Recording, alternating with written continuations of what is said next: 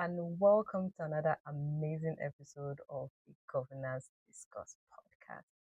On this podcast, we discuss everything governance. We talk about public policy, leadership, politics, civic engagement. It's fully packed.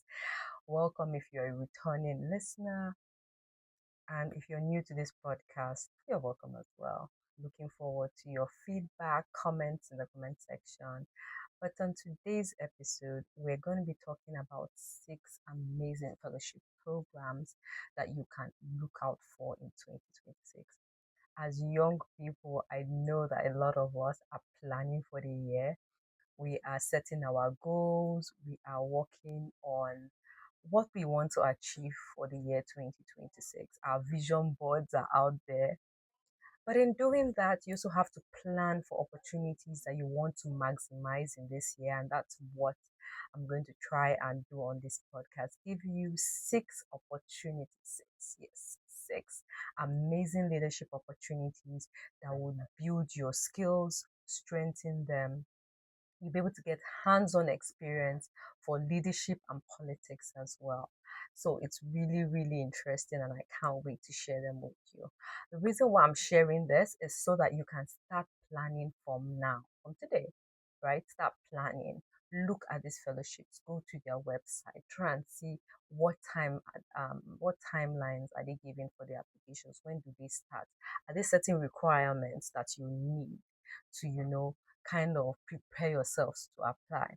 So if they need certain criteria and you haven't reached those criteria, you can start planning now so that when the application comes out, you're able to maximize them. So let's go with the first one. Number one. One is the Emerging Political Leaders Fellowship, EPLF. This is a non-partisan fellowship. They have a waiting list. So their 2026 waiting list is out. You can just go to their website. I'll definitely put that in the comment section or the description box. You can just go to their website, click, and then you will see join the wait list. So joining the wait list means you join the wait list when the program starts, the application program starts, process starts. They notify you, and then you're able to apply. But then it also prepares you that you can go on their website, see the certain requirements that they have, and then you can prepare yourself for it. This initiative is by the Bridge Leadership Foundation. I'll just kind of talk through some of the criteria that you need to be able to take advantage of. So you have to have a track record of service within the community, your region, or Nigeria as well. You also have to demonstrate a track record of accountability, integrity, strategy, and resilience. They're looking for people who are resilient, people who have strategy, integrity. If you have that, definitely apply for that. One thing I love about this fellowship is the age, right? The age. Most times the age stops at 35. So you have to be between 25 to 35 to apply for this fellowship. But they say if you are within 36 to 45 years with a strong application, you can also still apply. So they tell you if you are 36 to 45, you can still apply for the fellowship, which is brilliant because it gives older people the opportunity to maximize and learn from this opportunity as well. You must meet the statutory requirements to run for office at all levels in Nigeria. So they're trying to look for people who would want to run for office. This fellowship, the EPLF, is specifically for people who want to run for office. You must not have any criminal record. So no criminal record, no ongoing investigations, bodies such as EFCC. So for this organization, they're trying to get people who want to go into politics, both at the local, regional, and national level. So if that is you, you should apply for the Emerging Leadership Fellowship. That's EPLF. The next one, too, is a Legislative Mentorship Initiative. This leadership program is dear to me because I was part of the first cohort. It's such an amazing fellowship. So the Legislative Mentorship Fellowship, LMI, is interested in building young leaders who are interested in the public sector. but most importantly, those who want to be legislators. So you want to be part of the legislative body. So either as in a legislative aid, or you want to be, if you want to run and be a member of the House of Representatives, Senate, or your state House of Assembly, this is an amazing fellowship program for you. It is fully packed. You get hands-on experience. You get to be able to listen to experts in both the public sector, legislators who are making a difference in their communities. There's also training. There's legislative simulations. There are elections where you get to test how you can hold leadership positions for the leaders of the different houses. It's such an interesting fellowship. There are learning visits. There is also the opportunity to fellowship and connect with people. One beauty about the Legislative Mentorship Initiative is there's a lot of inclusivity. So for persons living with disability, you can apply. It's so interesting that, sometimes you see people living with disabilities from a distance. You just hear them out. But when you live with them, you walk with them, it's easier for you to get a first-hand experience and understand. And at the end of the day, you become a champion for persons living with disability. So it's such a beautiful fellowship which is inclusive. It is an initiative of the Right Honorable Femi Bajabiamila, who is the current Chief of Staff to the President of the Federal Republic of Nigeria. And he started this when he was the Speaker of the Ninth House of Assembly, and it's still on now. Applications come out every year. So this year, the applications will come out, but you can just follow all their social media pages and also read more on the LMI website to get more information about the fellowship. They also have a fellowship report, so you can click on the website and see the fellowship report and just kind of like learn more about the fellowship. Right. So the third one is the School of Politics, Policy and Governance, SPPG. I'm sure that you've heard about this. If you haven't, that's great. This is a rigorous training program. It is so packed that you have opportunities to work on a cornerstone project. You also learn from industry experts, both in policy, governance. It's such an interesting program. Although there's a caveat here, this program, there's a paid aspect for it. I haven't been part of it, so I'm not sure of the cost and I'm not sure of how much it runs. But I know that they also have scholarship opportunities. So you can apply, start early. If you're going to apply for it this year, you can follow their social media platforms, like I said. You can start applying early for you to get all the information. And then if you apply early, then you're able to maximize and enjoy the scholarship opportunity for you to be able to apply for this program. So yeah, that's an interesting one as well. The fourth one, so we're already on the fourth one. The fourth one is the Electoral College, right? So the Electoral College is a civic and political leadership program focused on, learning about the electoral process in Nigeria. Such an interesting program. I've also been part of this. It's totally free. You have courses where you're learning everything about the structure. You learn about the Nigerian constitution. You read about how elections are run. You hear from experts. You hear from political leaders. You hear from people who are in the field, grassroots engagement, community engagement. It's such an amazing um, opportunity. And I really, really enjoyed it. It's free. I think that one thing that I enjoyed was the elections. So you're grouped into. I enjoyed different aspects of it because the learning part where you're learning about the constitution, learning about the legislature. You're also learning deep about the structure. So you're not only learning about the higher level like the legislative arm. No, you're also learning about the local government. Right? You're learning what are the functions of the local government because sometimes we hold a governor accountable for things that the local government chairman should do, right?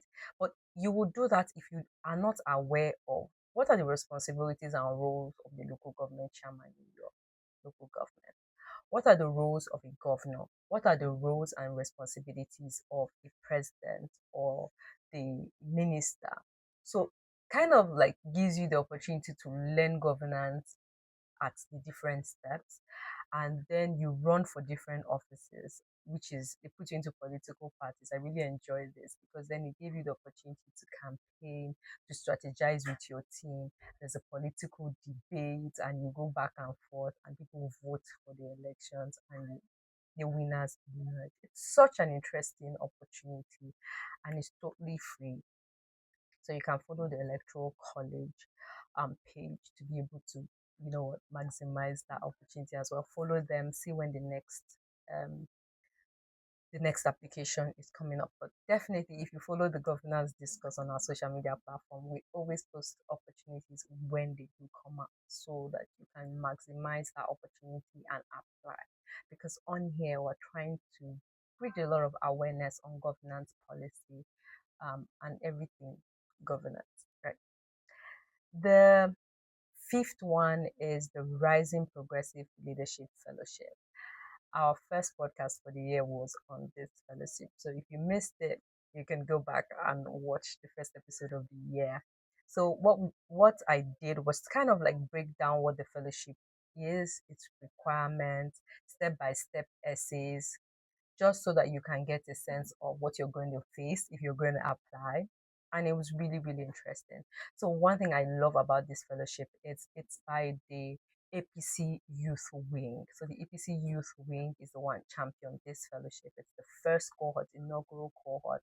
But one thing I like about it is that it's coming from young people, right? And in coming from young people, that means we're going to get young people will try to address what problems are we facing, right? As young people want to get into governance, most times we don't have experience with grassroots politics. So just trying to get all the hands-on feel that you will get from there. It's going to be such an amazing program. This one is on right now. The application is on. So you can apply and take advantage of it. What's the worst that will happen, right? You would apply and it's either a yes or a no, but you never know if you do not apply. So take advantage of that and apply, right?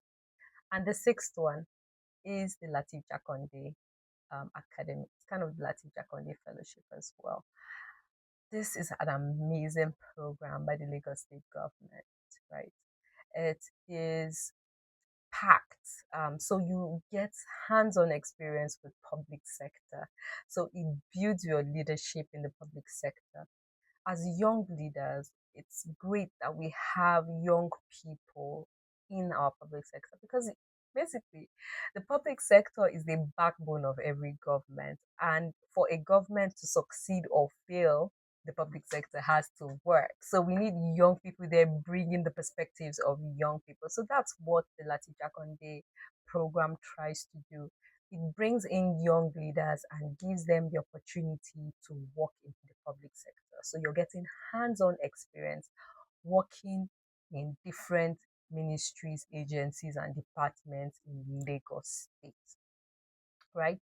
So it gives you that opportunity. You serve as a special assistant to the governor and you're able to walk and see by yourself. So it's not basically young people saying, oh, they're not giving us space. This fellowship gives you that space to take advantage, to learn the workings of the subnationals, how do states function. So that's what this fellowship does for you. They have brown bag meetings, speaker series, learning sessions, seminars, which fellows learn over the course of a year.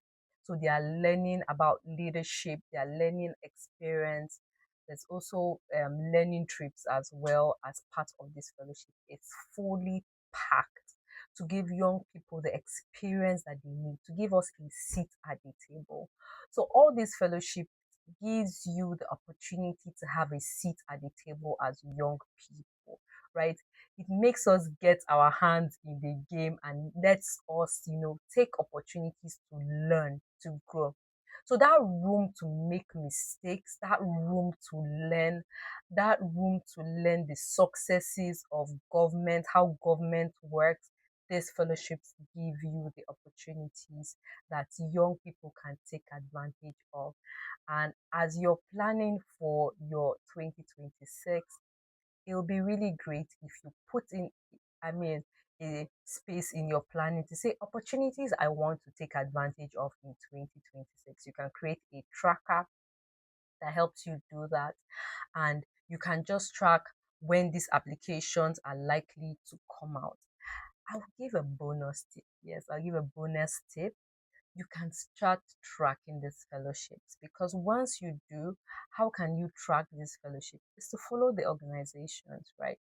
So you can go to their social media handles and follow the organizations, and then you can also keep a notification on there, right? So that you can get notification. So if some of them have newsletters, you can sign up to the newsletters.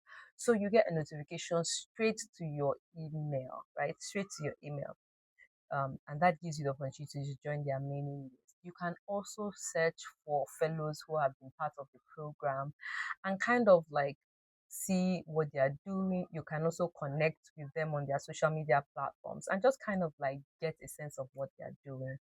You can build your leadership story now. So sometimes they may say, oh, what leadership position have you held? What have you done as a leader? Because leaders are problem solvers. Um, so, and result driven, right? So kind of like set a goal to be able to reach like some of the requirements of these fellowship programs as well. So that's the interesting thing that you can also start doing for yourself in 2026. I wish you all the best for all those who will apply. Um, Make sure you like, subscribe to the Governance Discourse to get more opportunities and more information on this. You can also click, I will drop it in the comment section, the links to these fellowship programs where you can check them out. I also write the list for you as well. So you can go down, read, click on their website and follow them. Wishing you all the best.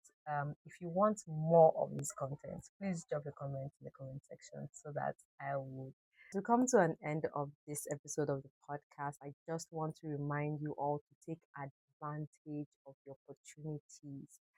Apply to these fellowship programs, but because they are not just certificates that you keep on your shelf or hang on your walls, but they are opportunities and pathways for you to build your expertise in leadership, contribute to public policy and governance, and be part of politics as well. So take the opportunity to apply. Share with someone who you think can benefit from this as well. Like, share, and drop your comments. So until the next episode, thank you for listening and bye.